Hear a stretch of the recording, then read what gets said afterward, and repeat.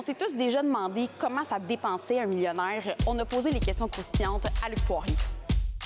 Est-ce que c'est tabou pour vous de parler d'argent? Est-ce que vous êtes à l'aise d'en parler? Non, je suis à l'aise.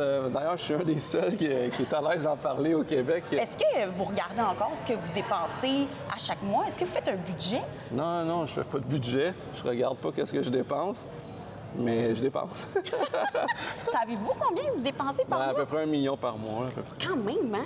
Ouais. Puis ça inclut tout... C'est surtout les voitures, là, mais ça inclut tout.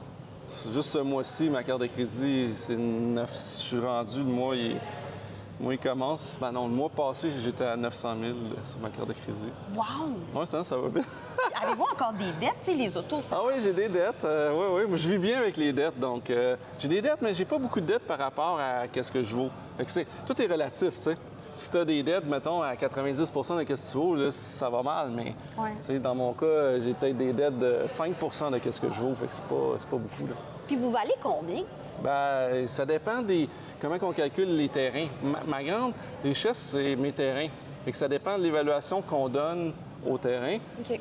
Moi, je dis 800, à peu près 800 millions, mais tout est relatif au terrain. Est-ce que vous regardez encore les rabais quand vous achetez, par exemple, à l'épicerie ou les choses comme ça? D'ailleurs, j'ai été faire l'épicerie, puis je regardais la viande d'un côté des rabais de viande, puis j'achetais les céréales, j'ai acheté ceux en rabais.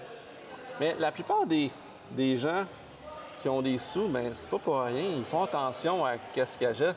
Moi, j'ai beaucoup d'autos, mais c'est un investissement. Dépensez-vous beaucoup à l'épicerie? Ben, hier, c'était 400, ça a coûté. Avez-vous fait déjà un investissement que vous vous êtes dit, ça c'était vraiment une erreur, Ah oui. c'était pas top? Oui, tout le temps. Ça arrive. Oui, ça arrive, mais c'est souvent quand j'embarque dans une entreprise que c'est pas moi qui dirige. Comme, par exemple, un inventeur qui vient me voir avec une invention, vraiment bonne l'invention. Puis je mets de l'argent, puis on avance, mais je me rends compte qu'un inventeur, c'est pas un entrepreneur. C'est complètement différent. Donc, j'aurais dû mettre quelqu'un en place qui est un vrai entrepreneur, ce qu'on n'a pas fait et tout. Puis finalement, ça n'a pas fonctionné. Fait que, on apprend, il faut apprendre de nos erreurs. Il ne faut pas les refaire, surtout. Est-ce qu'il y a une erreur que tout le monde fait quand il commence à faire de l'argent, mettons? D'aller trop vite. On veut tous aller trop vite. Je suis le premier, là.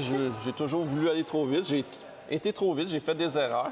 Mais c'est une erreur que tout le monde fait. Il faut juste être conscient qu'il y a une limite à tout, puis il faut... Tu sais, on le voit, des compagnies qui grossissent trop vite, puis finalement, ils font faillite parce qu'ils ont trop voulu grossir vite. Fait que c'est l'erreur principale de bien des gens. Merci beaucoup pour votre générosité. Ça fait plaisir.